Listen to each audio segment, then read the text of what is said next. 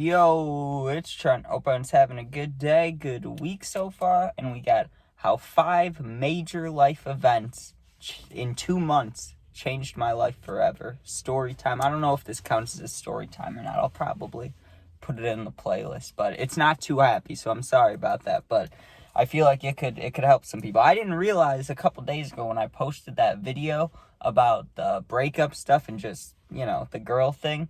I didn't realize so many people would be, commenting and talking about it and being like, hey, me too. So, I don't know. This is something that I know some people definitely deal with because everybody deals with, like, deaths and families and stuff. But this was in a 2-month span when I was in Florida, right? And all my family's in Illinois. So just keep that in mind and let's get on, right? So first of all, I already talked about this like 2 days ago, but the first event, which I'm sure a lot of you know if you've watched my videos for a while, really tremendous heartbreak, right? And I can kind of very smally joke about it now because it's like, whatever, it's sad, but I'll get over it eventually. But at the time, it was horrible, right?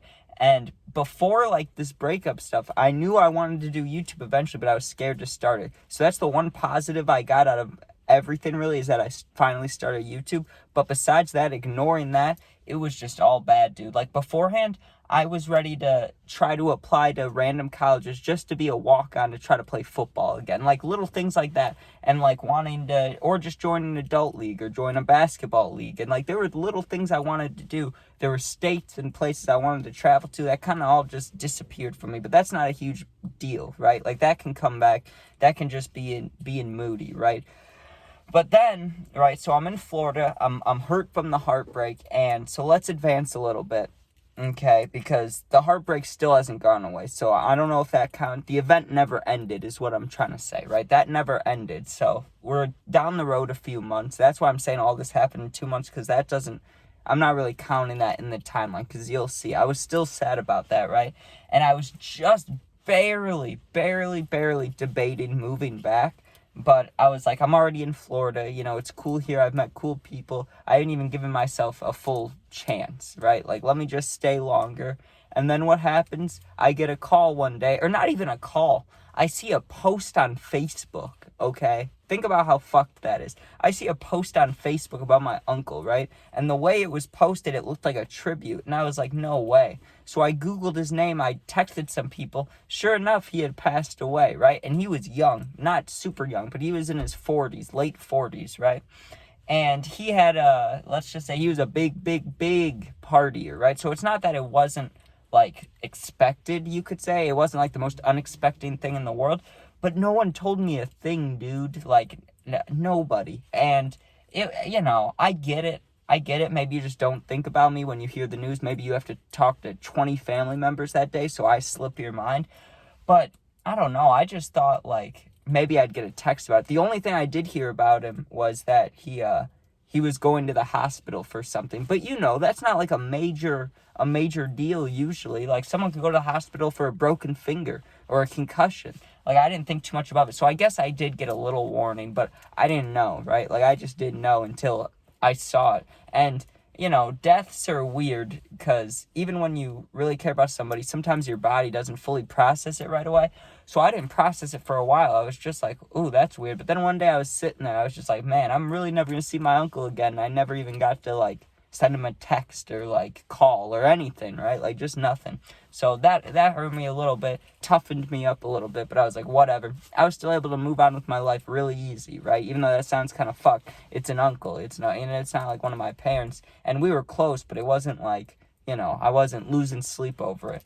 Well, then, not even 2 weeks later, right, my grandpa passes away, and I really loved him, right? Like, I have 2 grandpas, maybe even 3, but I only see 2 of them, or I did.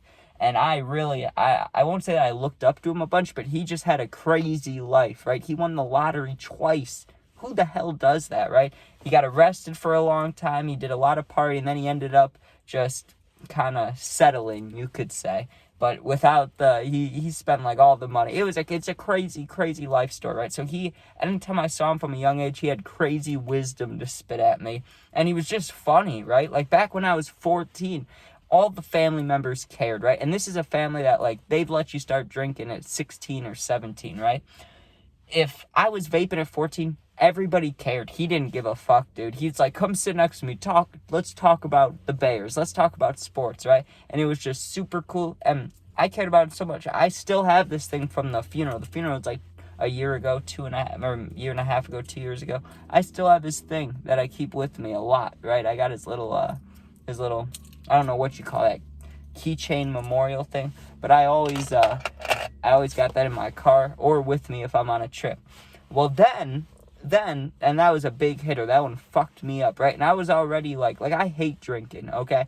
I was waking up in the morning and drinking whiskey, like red, I can't remember what it was called, like Big Red, or I know that's the gum, or I think, but there's a drink, it was like, not apple whiskey, it was something like that. It was disgusting, but I would just wake up and drink it, because I was just fucked up. I was just sad at the time. I just did not care. And, so then I got the news of that too.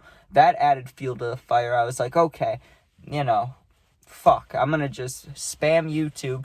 People keep dying, and I was sad as hell about it. I was like, well, not sad as hell, but it was impacting me a little bit, because it was like, I'm here, and everybody's there, and I'm not getting to say goodbye to anybody, right?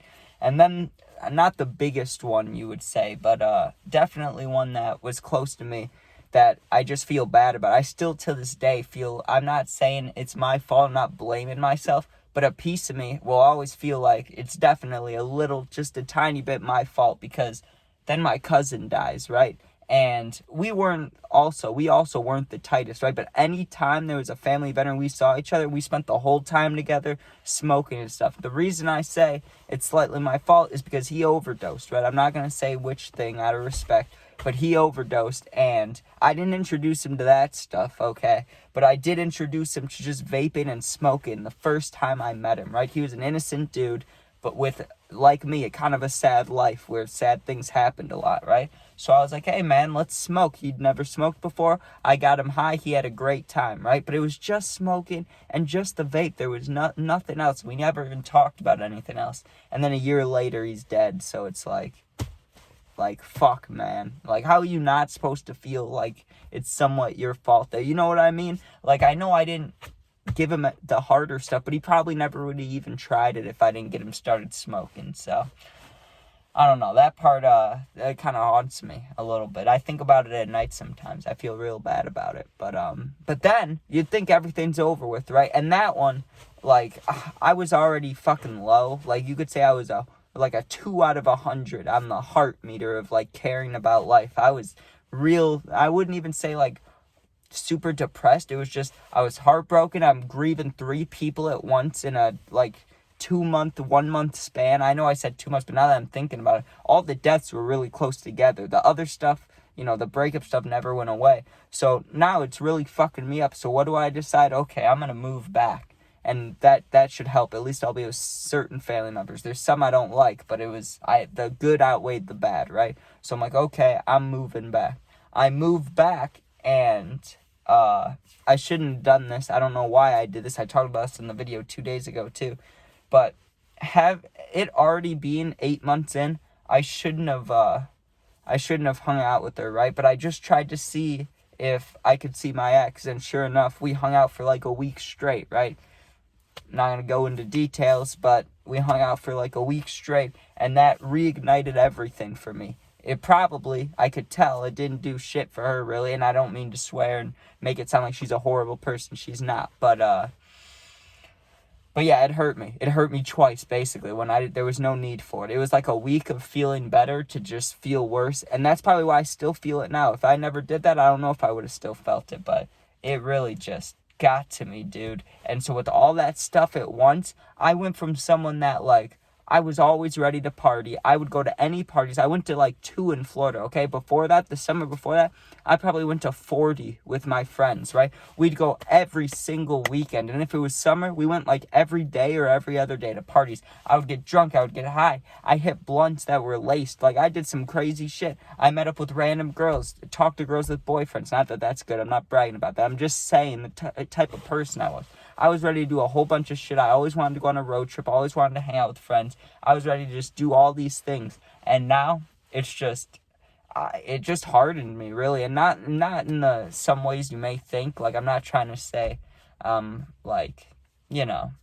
I know I have, like, robbery stories out there. So I'm not trying to put it in that context, like in that kind of life. I just mean, like, I really don't give a fuck about dying or anything like that. I don't give a fuck about a normal life. It's like, I just want to grind the YouTube. I want to help people that have had situations like myself, or really just any situation. If you're feeling like shit inside, I just want to help, right? And I can just sense, and I know this may sound cheesy or dumb. This probably, old people hear this, they're probably like, what the fuck, dude, get a job.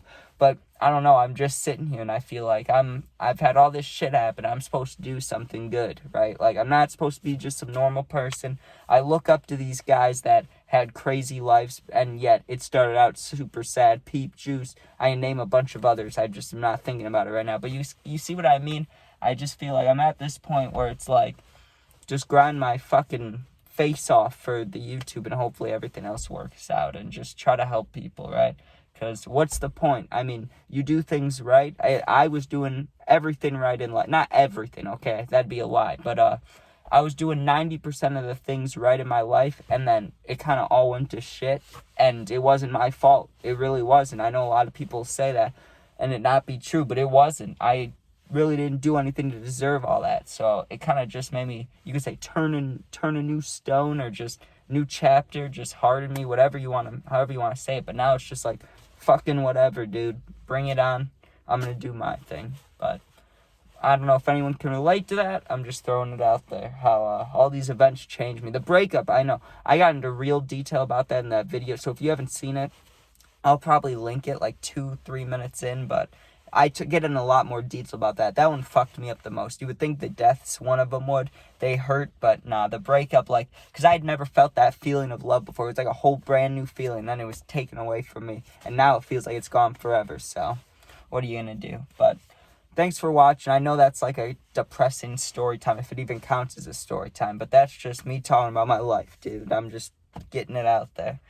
But thanks for watching. If you comment, I answer all the positive ones. I try to, at least. And if you're going through something, you need someone to talk to for real, my Instagram is not only linked in the YouTube info, but same name as my YouTube name, Fit699. You go in there and DM me, and I'll get back to you within a day or two. You're not alone. And you can become a member today if you want to access live stream access, special video access, special short access, early access to videos, and special polls. You can become a member today, but not that big of a deal. Thanks for watching. Be safe. Peace out. Oh, last thing. Look at the shirt. Devin Hester, Hall of Fame. Let's go.